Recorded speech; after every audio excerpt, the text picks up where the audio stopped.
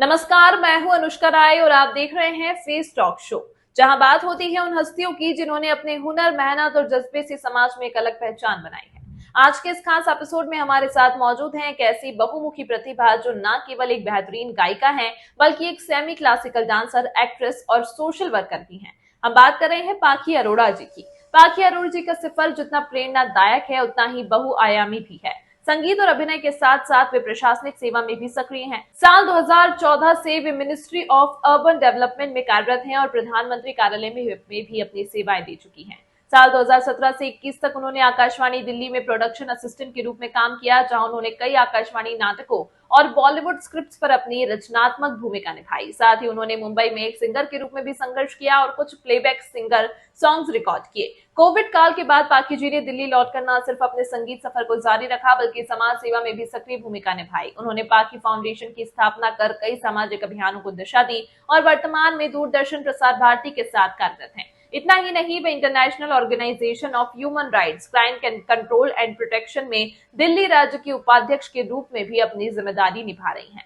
अब पाखी अरोड़ा जी अपने आने वाले म्यूजिक एल्बम की तैयारी में हैं, जो जल्द ही श्रोताओं के बीच पेश किया जाएगा। आज फेस टॉक शो में उनके साथ एक प्रेरणादायक और दिलचस्प बातचीत करेंगे डॉक्टर मुश्ताक अंसारी, जहां चर्चा होगी कला, संघर्ष और समाज सेवा के उस सफर पर जिसने पाखी अरोड़ा जी को एक मुकम्मल शख्सियत बना दिया। इस न्यूज के प्रायोजक है सर्वोकॉन, रखे सब कंट्रोल में। FMS इंफ्राटेक, रियल एस्टेट का भरोसेमंद साथी। Servo step for strong tomorrow और अयाज परफ्यूम्स।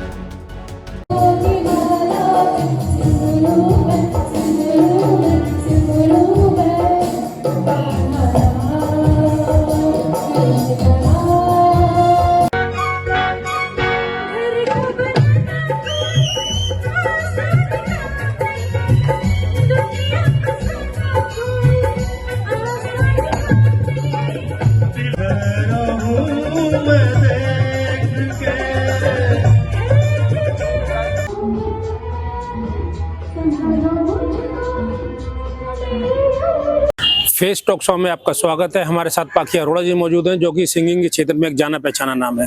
पाखी जी, आपका स्वागत है। Thank you sir. हम क्योंकि आप सिंगर है तो हम चाहेंगे सबसे पहले सिंगिंग से ही शुरुआत की जाए आपकी। सर बिल्कुल। नुसरत फतेह अली खान साहब का एक सॉन्ग याद आ रहा है। तुम्हें दिल लगी भूल जानी पड़ेगी, तुम्हें दिल लगी भूल जानी पड़ेगी, कभी दिल किसी से लगा कर तो देखो, कभी दिल किसी से लगा कर तो देखो, तुम्हें दिल लगी भूल जानी पड़ेगी, तुम्हें दिल लगी भूल जानी पड़ेगी, कभी दिल किसी से लगा कर तो देखो, कभी दिल किसी से लगा कर तो। बहुत सुंदर, बहुत सुंदर।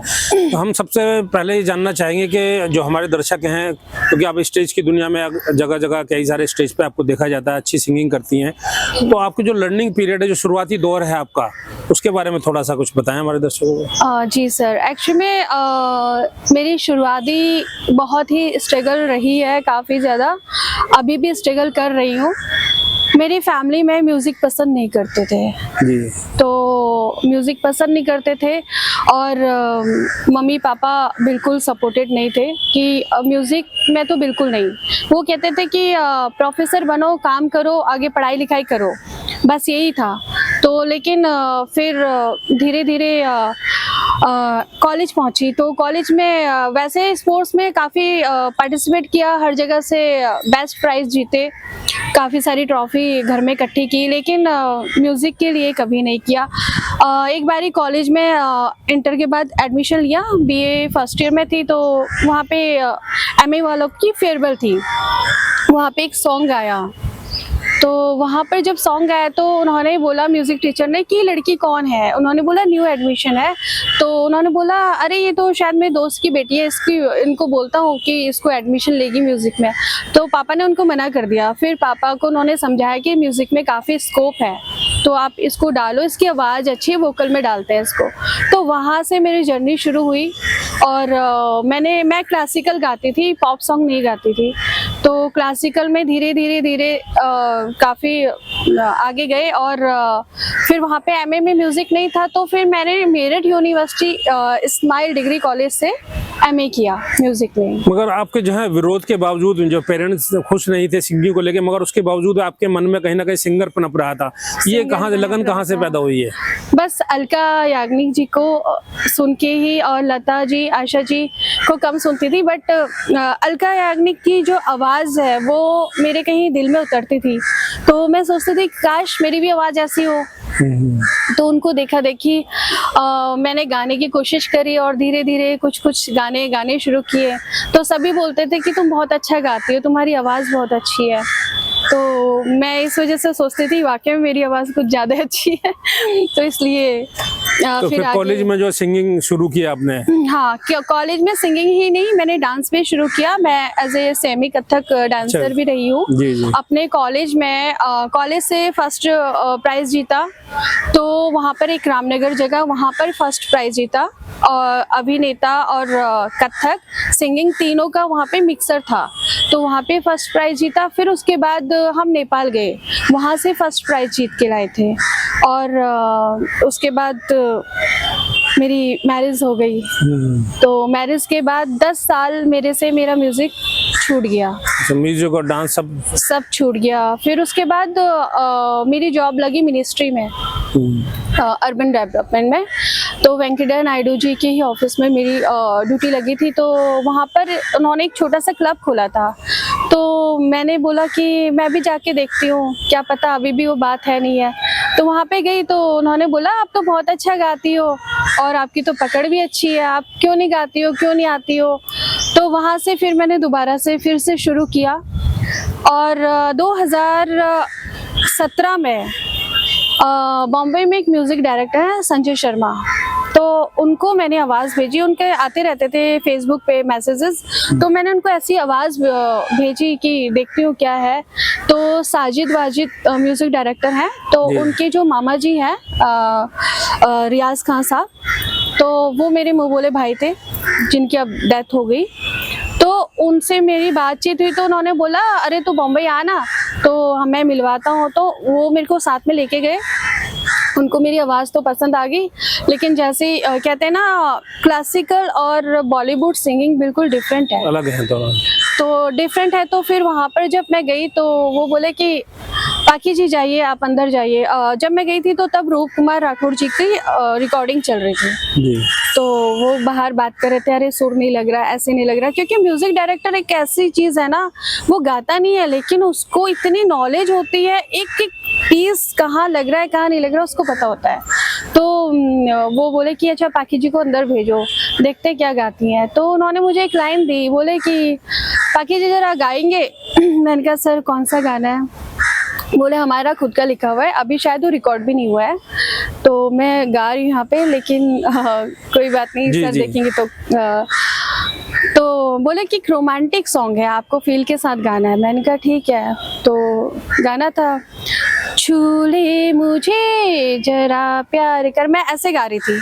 तो उन्होंने कहा क्या रे बकरा खा के आ जा। मैंने कहा सर आपको पता है मैं नॉनवेज नहीं खाती। तो कहते हैं तो अच्छे से गाना, ये क्या गा रही है, क्या ऐसे गाएगी? ये सोच कि अपना तेरे सामने तेरा बॉयफ्रेंड खड़ा है या हस्बैंड खड़ा है, तो उसके लिए गा रही है, तेरी मोहब्बत खड़ी है उसके लिए गा रही है, तो ऐसे बोल, ऐसे गा और कुछ फील के साथ गा। फिर मैंने कहा सर 1 मिनट, तो मैं फिर से ट्राई करती हूँ। फिर मैंने सोचा कि कैसे गाऊंगी। फिर मैंने दिमाग लगाया और फिर मैंने शुरू किया, छू ले मुझे जरा प्यार कर, पास आना इनकार कर, होठों को होठों से मिल जाने दे, एक रात का बन जरा हम सफर। ये काके उनको सुनाया तो फिर वो बोले कि हाँ बेटर, मस्त है आवाज़। तो बाहर बात चल रही थी, मेरी फ्रेंड कहती है कि आवाज़ तेरी बहुत अच्छी आती है और सर तो बहुत तारीफ़ कर रहे थे, लेकिन तेरे सामने ना तेरे को मतलब में डिमोटिवेशन कर रहे हैं ऐसी। मैंने कहा अच्छा ठीक है। तो वहाँ से फिर मैंने बॉलीवुड के लिए कुछ गाने गाए। तो कोविड की वजह से वो शायद मार्केट में आ नहीं पाए। तो आपने बताया अलका जी को आप पसंद करती हैं। हाँ जी। उनका सबसे पसंदीदा गीत कौन सा आपका? उनका पसंदीदा गाना ओढ़नी ओढ़ली मैंने तेरे नाम की, ये गाना मुझे बहुत पसंद है। जैसे कि देखते हैं आप स्टेज पे जो परफॉर्म करती हैं, हाँ। एक रिकॉर्डिंग और स्टेज की परफॉर्मेंस में क्या फर्क महसूस करती हैं? बहुत फर्क होता है। रिकॉर्डिंग में हमें म्यूजिक दिया जाता है और वो ट्रैक कहीं तो पहले तैयार हो जाता है, कहीं बाद में ट्रैक तैयार होता है। तो वहाँ पर जो रिकॉर्डिंग में तो आजकल हो गया क्रॉके पे गाना, उस पे तो क्या है कि आपको जो पीस दिया है उसी पे आपको गाना है, आपका रेंज पहुँच रहा नहीं पहुँच रहा वो अलग मैटर है। वहाँ पे आज की डेट में तो सर हर कोई सिंगर है और हम किसी को बताने जाएंगे भी कि आप ना थोड़ा सा यहाँ से गलत गा रहे हो तो इसको सही कर लो, कहते हैं नहीं मेरे को पता है सब। तो इसलिए हम तो किसी को समझाते भी नहीं है और ना ही ज्यादा मतलब कोई समझना नहीं चाहता आजकल। हाँ, और खास तौर से कोरोना के टाइम से जो छोटे छोटे स्टूडियो बने हैं उसमें सिंगिंग होने लगी है। हाँ, तो आज की डेट में हर घर में 2 सिंगर है सर। तो ये तो मैंने देखा है और इसलिए मेरे पास स्टार्टिंग में किसी का कॉल आया था कि मैडम हम शो कर रहे हैं, इतना रेट रखा है सिंगिंग का। मैंने कहा सॉरी मैं पे नहीं करती, मैं तो पेमेंट लेती हूँ, अगर आप देंगे तो मैं आऊँ। तो कहते हैं नहीं नहीं हम तो पेमेंट लेते हैं। मैंने कहा सॉरी, फिर वो स्टेज मेरे लिए नहीं बना, तो इसलिए मैं बहुत कम उन शोज में जा तो पाती ये हूँ। जो इस तरह के जो शोज होते हैं आजकल, जो छोटे छोटे अमाउंट लेकर जो है परफॉर्म कराते हैं, तो इससे लगता नहीं कि कलाकार के साथ कहीं ना कहीं अन्याय हो रहा है? सर कलाकार के साथ अन्याय, जिसने आगे बढ़ना है, जिसके साथ एक रूहानी ताकत है, वो तो आगे बढ़ ही जाता है। लेकिन ठीक है, लोग शौक के हिसाब से गाते हैं, अपना शौक, कुछ लोगों का शौक एज ए प्रोफेशन बन जाता है। जिनके पास पैसे हैं तो वो अपना एल्बम निकाल के कुछ यूट्यूब में डाल देते हैं, और जिनके पास टैलेंट है उनको सपोर्ट नहीं मिलता कहीं से। तो ये हमारे थोड़ा सा इस समय जो प्रॉब्लम चल रही यही चल रही है, जिनके पास टैलेंट है उनको सपोर्ट नहीं मिलता कहीं से, कुछ ना कुछ प्रॉब्लम आ जाती है। तो मैंने बॉम्बे में भी काफ़ी कुछ देखा, स्ट्रगल देखा, काफ़ी 1.5-2 साल काफ़ी वहाँ पे काम किया, देखा, तो समझ में नहीं आया। मगर कहीं ना कहीं जो टैलेंट है वो कहीं छुपा नहीं रहता। अगर किसी के अंदर टैलेंट है तो आपको कहीं ना कहीं आपको परफॉर्म करने का मौका मिलता है, प्लेटफॉर्म तो मिलता ही है। बिल्कुल बिल्कुल। मगर जो लोग जो है अभी जिन्होंने सीखा नहीं है कहीं से भी और फिर वो परफॉर्म कर रहे हैं क्रॉके पर या छोटे छोटे स्टूडियो में, उनको क्या कहना चाहोगे आप? सर उनका शौक या उसमें से कुछ बहुत अच्छा भी गाते हैं, ऐसी बात नहीं है। कुछ लोगों के ना गॉड गिफ्टेड होता है, तो वो लोग बहुत अच्छा भी गाते हैं, ऐसी बात नहीं है। और हाँ, मोस्टली लोग वहाँ पे शौकिया गाते हैं कि उनको शौक है गाने का, उनका चल रहा है, तो ये हिसाब है। तो अभी आप जो आपका जो फिलहाल जो कर रही हैं, आप जो परफॉर्म कहाँ की क्या आपका फ्यूचर प्लानिंग में? अभी फ्यूचर प्लानिंग में हमारी कुछ मैंने और मेरे म्यूजिक डायरेक्टर ने मिलके एक गाना बनाया है, उसके लिरिक्स हम चेंज कर देंगे। अभी फिलहाल जो लिरिक्स आपको मैं सुनाऊंगी, राग भैरवी पे हम लोग ने एक गाना बनाया है जी, उसकी 2 लाइन आपको सुनाऊंगी, और उसकी लिरिक्स बिल्कुल चेंज कर देंगे हम रिकॉर्डिंग के टाइम पे जी। करके याद पुरानी बातों को, जागते हैं अब हम रातों को, जागते हैं अब हम रातों को, करके याद पुरानी बातों को, जागते हैं अब हम रातों को, जागते हैं अब हम रातों को। डर है सलामत प्यार लुटा है, आशिक क्यों हर बार मिटा है। डर है सलामत प्यार लुटा है, आशिक क्यों हर बार मिटा है। जिनसे छुआ हमने गालों को, चूम रहे हैं उन हाथों को, चूम रहे हैं उन हाथों को। बहुत अच्छा प्रयास है, बहुत अच्छी कोशिश। तो अभी जैसे कि आप स्टेज परफॉर्मेंस भी दे रहे हैं और ये एल्बम की भी तैयारी है और मैंने देखा है आपको एक फाउंडेशन भी है आपकी, जी। वो पाकी फाउंडेशन, उसके अंतर्गत भी कार्यक्रम कई सारे करते हैं इवेंट। उसका क्या किस लिए, क्या पर्पस क्या है उसका? एक्चुअली में पाकी फाउंडेशन मेरे गुरु हैं उस्ताद अजमत अली खान साहब, और उनसे पहले मैंने कुछ टाइम सीखा सईद अहमद खान साहब से, जो सितारिस्ट हैं, और उसके बाद मैंने अजमत अली खान साहब से सीखा था। तो किराना घराना और दिल्ली घराना दोनों से मेरा ताल्लुक़ रहा है, और किराना घराने से अभी भी मैं सीख रही हूँ, और जब मेरा मन करता है तो मैं दिल्ली घराना में भी घुस जाती हूँ सीखने के लिए, क्योंकि मैंने आशा जी के बारे में जब सुना था और उनको जांचा पड़ताला, तो मैंने एक इंटरव्यू में सुना था उनके कि सीखना है तो हर जगह आपको घुसना पड़ेगा, तो नॉलेज ली हर जगह से। तो मेरे टीचर ने, अजमत अली खान साहब ने पाकी फाउंडेशन तैयार किया, क्लासिकल म्यूज़िक हम लोग ने स्टार्ट की वहाँ से। फिर उसके बाद इवेंट शुरू हो गए, उसी नाम से फाउंडेशन तैयार होगी और इवेंट शुरू हो गए। हम रजिस्टर उसको जल्दी करा लेंगे, अभी रजिस्टर्ड नहीं है। और उसके बाद फिर उसके बाद हम लोग ने धीरे धीरे कुछ सोशल वर्क भी उसमें करना शुरू किया। फाउंडेशन का जो मुख्य उद्देश्य है वो क्या, किस चीज को लेकर आपने इसको सोचा? आपने? हम लोग ने तो म्यूजिक इवेंट्स के पर्पस से शुरू किया था, लेकिन अब हम लोग उसके जरिए जैसे गरीब बच्चे होते हैं जी, उनकी मदद करते हैं, जैसे अनाथ आश्रम, अनाथालय वगैरह है, वहाँ पर कभी बच्चों को कपड़े दिए आते हैं, तो कभी कॉपी किताब एजुकेशन की चीज़ें दिए आते हैं। एक अंधालय विद्यालय है, कुछ वहाँ पे अंधे बच्चे पढ़ते हैं, वहाँ पर कुछ सामान दे आते हैं। अभी तो छोटा मोटा हमारे अपनी जेब से चल रहा है, क्योंकि हम लोग अभी किसी से डोनेशन नहीं लेते हैं। और मेरा पाकी फाउंडेशन के लिए मुझे मेरे महाराज ने, मेरे रब ने एक बहुत अच्छी सोच दी है। हमारे यंगर जो जनरेशन है, जो बच्चे हैं, जो आज की डेट में वो ये नशे की दुनिया में डूबते जा रहे हैं, और वो अपने असली रास्ते पे जाने के बजाय वो एक गलत रास्ते पे जाते हैं। तो हमारे समाज में अज्ञानता बहुत फैल रही है कि हम अपने भगवान को ही भूल गए। तो चाहे हम खुदा बोले या रब बोले या भगवान बोले, राम बोले, तो है तो एक ही ना, तो वाहिगुरु बोले तो है तो एक ही। लेकिन कुछ लोग धर्म को लेके भी कुछ बातें करते हैं, तो मेरा ये मानना नहीं है, और मैं चाहती हूँ कि हर सारे धर्म एक ही है। तो मैं तो कहीं पे मस्जिद दिखती है तो मैं तो वहाँ पे भी मत्था टेकती हूँ। गुरुद्वारे में तो हम पंजाबी है तो गुरुद्वारे तो जाते हैं।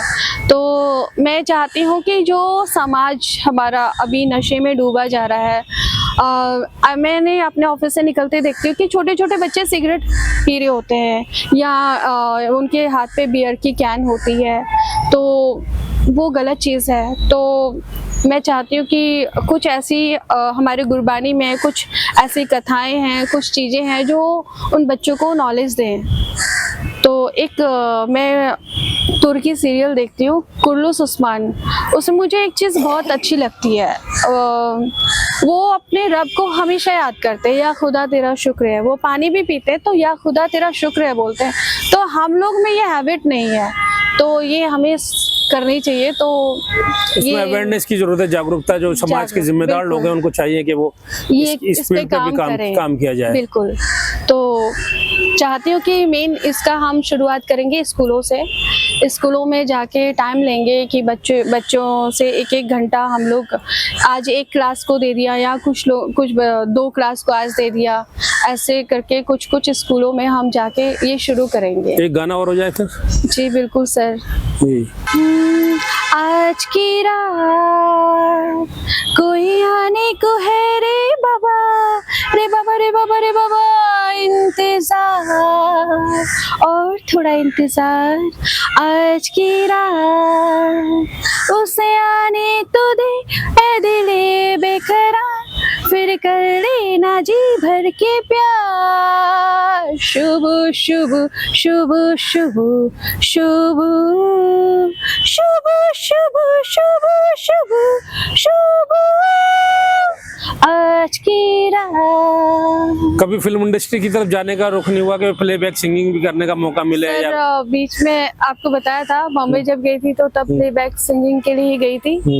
तो मेरे साथ कुछ मेरी हेल्थ ने साथ नहीं दिया, मेरे बीच में छोड़ के वापस आना पड़ा था? एक्चुअली में मेरे साइनस के अंदर और ब्रेन के नीचे ट्यूमर बन जाता है, 2 बार बन गया, तो उसकी सर्जरी नहीं करवानी पड़ी थी, जिसकी वजह से डॉक्टर ने 1 साल के लिए बिल्कुल सिंगिंग बंद कर दी और कोविड शुरू हो गया, तो इस वजह से वो रुक गया।